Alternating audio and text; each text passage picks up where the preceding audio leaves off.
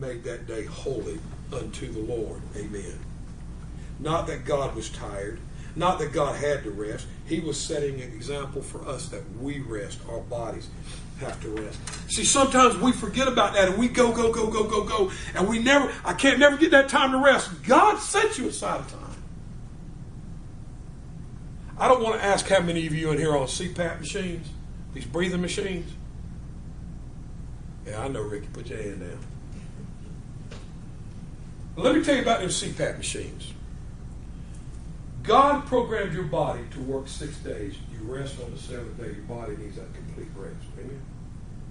How many of you in here take a Sunday afternoon nap? That thing feel good too, don't it? Come on, let's tell the truth. If you take a Sunday afternoon nap after you eat, that is the best nap I ever take. The most solid. I don't think about nothing. I just not like a lie. The best sleep for me is Sunday afternoon. Why? My body's to that point that it rests. God made it that way. God made us that way. So we have to rest. CPAP machines. Let me get back to that. I've never heard of so many people having breathing problems at night. Sleep. Well, your heart stops so many times during the night. Have you ever thought that God might have designed your body for that heart to stop for periodic times to give your heart a rest? And that machine is keeping your heart pumping air. Have you ever thought about that? Well, I don't want to die in my sleep. You're going to die anyhow. Amen? So why would I want to put something on my face that God might have designed in the 7th day as well, that my body has to rest? It has to rest. Amen? So on the 7th day, when we're done doing all of our labor and everything, God said, you make that day hallowed. It's a holy day unto the Lord. That's why on Sunday, it's very rare you'll get me to do anything on Sunday. Because why? It's that restful time. It's that time. That's why. Why do you think Sunday's the hardest day to get up to go to church? Any other day, Saturday morning, you're up. Friday, you're up. Monday, you're up. You're going. Why? But then on Sunday, all of a sudden you say, man, I can't get out of the bed. No wonder. It's created that way. But you still got to get up and go to God's house. Amen? Amen. My son Daniel, he thinks every day is a Sabbath day. Huh? Yeah. Daniel, what time you got to go to work tomorrow, son? 2 o'clock. I call over there at 1 o'clock, he's still in the bed asleep. Gets up, takes a shower, shoots off to work right quick. I don't know how these young ones can do it. I don't remember doing that. Miss Dot, do you remember doing any of that? I don't either. I don't remember doing any of that. I remember having to work my behind off, amen? And it comes Sunday, I was ready to go to church because why? You remember big old women I tell you, family? I was right next to them. Amen. Praise God. So God says in His 10 Commandments, the 7th day, church, is the day that you and I rest. Let your body rest. Don't find work to do. Don't try to find something to do.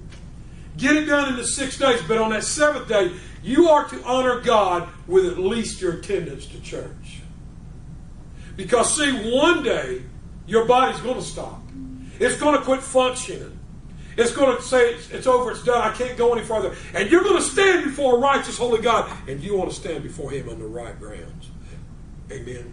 Amen. Through faith and salvation in Jesus Christ. So He teaches us that the 4th commandment,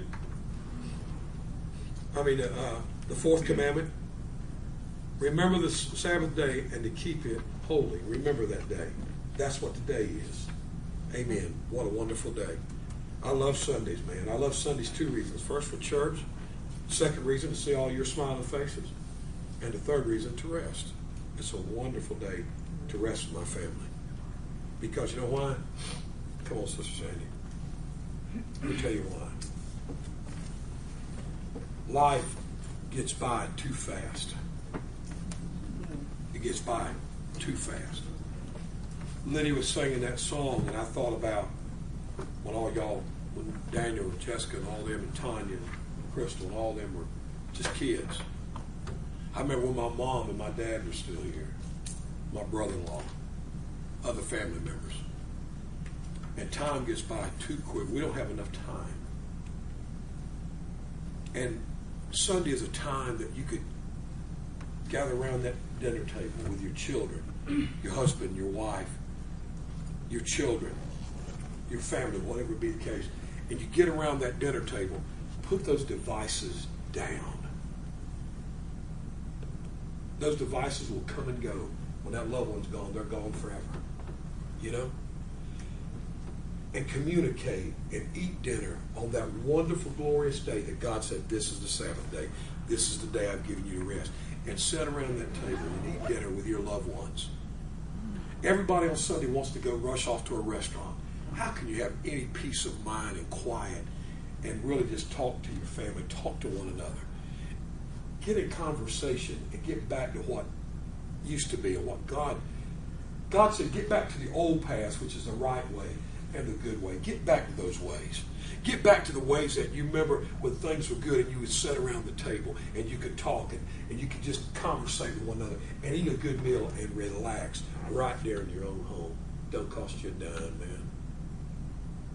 Sunday's my favorite day for that reason alone.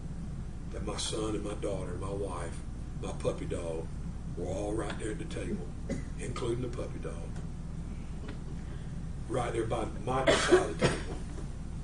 Because he knows he's going to get... I take a bite, I give him a bite. It's crazy, but it is. It is what it is. But we sit as a family, and we talk about things. We talk about godly things. We talk about our days at work. We talk about things that happened years ago.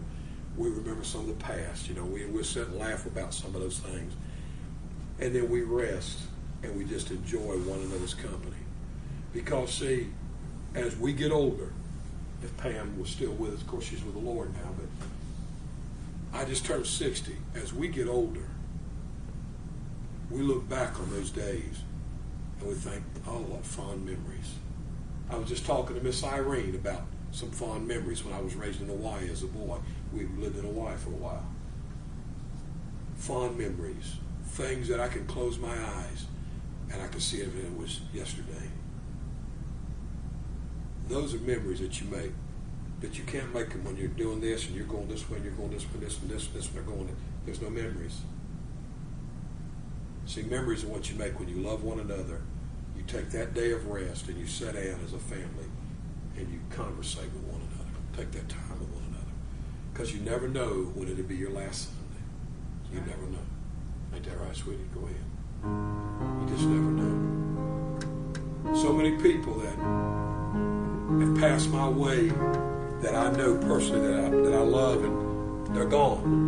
And I miss them. And the older I get, the more I want to treasure time with my family and my friends. I want to treasure that time. Because, see, and especially on the Sabbath day, my word, that's the time that, especially women, or if the women don't cook, the meal aren't cooked. Cook that meal. Sit around that table. Say, hey, what do y'all want for dinner? Sit around and talk. Laugh. Cut up. Do whatever you got. Make it a family time. You just stand with me, bow your head, and close your eyes.